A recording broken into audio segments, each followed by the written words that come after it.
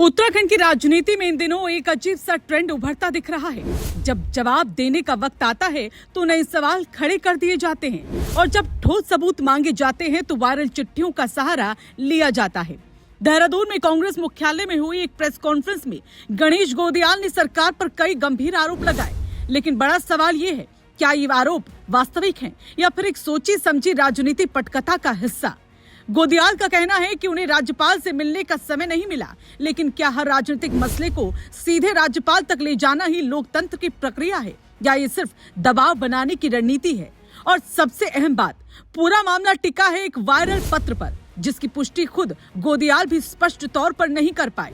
इस वायरल पत्र में बीजेपी विधायक अरविंद पांडे का नाम सामने आता है। दावा किया जाता है कि वो मुख्यमंत्री से नाराज हैं, लेकिन सवाल ये उठता है, अगर कोई विधायक सच में नाराज है तो क्या वो गुमनाम वायरल पत्र लिखेगा या फिर खुले मंच पर अपनी बात रखेगा।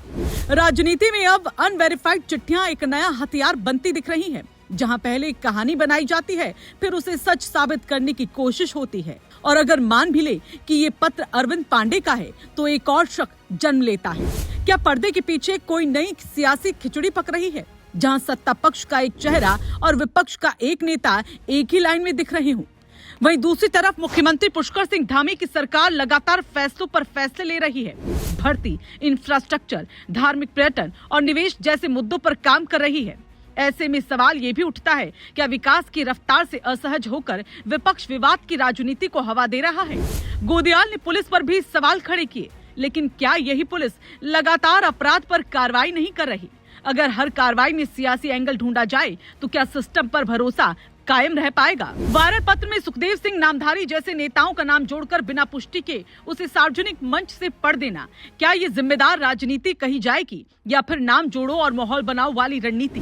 सवाल सिर्फ सरकार पर नहीं, विपक्ष की नीयत पर भी खड़े हो रहे हैं। क्या कांग्रेस के पास अब ठोस मुद्दों की कमी है। क्या राजनीति अब वायरल कंटेंट के सहारे आगे बढ़ेगी, जहां तथ्यों के आधार पर आरोपों का शोर होगा, वहां सच्चाई अपने आप कमजोर पड़ जाती है। गोदियाल कहते हैं कि जनता की सुरक्षा खतरे में है, लेकिन जनता ये भी देख रही है कि कौन जमीन पर काम कर रहा है और कौन सिर्फ आरोपों की राजनीति में उलझा है। उत्तराखंड की सियासत में इस वक्त दो तस्वीरें साफ नजर आ रही हैं। एक तरफ फैसले लेने वाली सरकार और दूसरी तरफ सवालों में घिरा विपक्ष। अब बात विधायक अरविंद पांडे की, जो खुद अपने बेटे के साथ जमीन से जुड़े कई विवादों में घिरे बताए जा रहे हैं। बाजपुर, गदरपुर और पूरे उधम सिंह नगर की जनता 25 साल का हिसाब मांगती नजर आ रही है। इस दौरान विधायक अरविंद पांडे से जनता ने कुछ सवाल किए। विधायक बनने से पहले जिस आर्म्ड गाड़ी का इस्तेमाल होता था वो किसकी थी, उसका खर्च और ईंधन कौन देता था।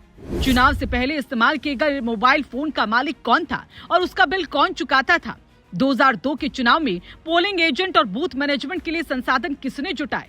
शुगर फैक्ट्री और मूर्ति देवी हत्याकांड से जुड़े सवालों पर अब तक स्पष्ट जवाब क्यों नहीं आया। खुद को मजदूर का बेटा बताने वाले अरविंद पांडे ने इतना बड़ा आर्थिक और राजनीतिक नेटवर्क कैसे खड़ा किया। गुमसामी गांव में एक हाईवे किनारे की जमीन अतुल पांडे के नाम कैसे दर्ज हुई। इतनी संपत्ति के लिए पैसा कहां से आया। मुंडिया पिस्तौर स्थित वर्कशॉप और स्पेयर पार्ट्स की जमीन का असली मालिक कौन है। सेलमपुरी में बुक्सा जनजाति की जमीन को लेकर बार बार विवाद क्यों होते रहे। क्या विधायक को बेटे के नाम दर्ज जमीन की जानकारी नहीं थी। अगर ये जमीन किसानों को बेची गई तो भविष्य में कानूनी विवाद होने पर जिम्मेदारी कौन लेगा। उधम सिंह नगर से लेकर पूर्वी यूपी तक फैली संपत्तियों, पेट्रोल पंप और कारोबार का पूरा ब्यौरा सार्वजनिक क्यों नहीं किया जाता। क्या समाज और परिवारों के बीच टकराव की राजनीति ही उनकी पहचान बन चुकी है। मंत्री रहते हुए विरोधियों पर झूठे मुकदमे दर्ज कराने के आरोपों पर अब तक सफाई क्यों नहीं दी गई। नौकरियों में बाहरी लोगों और करीबी व्यक्तियों को फायदा पहुंचाने के आरोप बार बार क्यों लगते रहे। जो नेता दूसरों पर आरोप लगाते हैं वो खुद अपनी राजनीतिक और आर्थिक सहयोगियों के नाम सार्वजनिक क्यों नहीं करते। इस पूरी रिपोर्ट पर आपका क्या कुछ कहना है, कमेंट करके जरूर बताएं और रायशुमारी को फॉलो और सब्सक्राइब करना ना भूलें।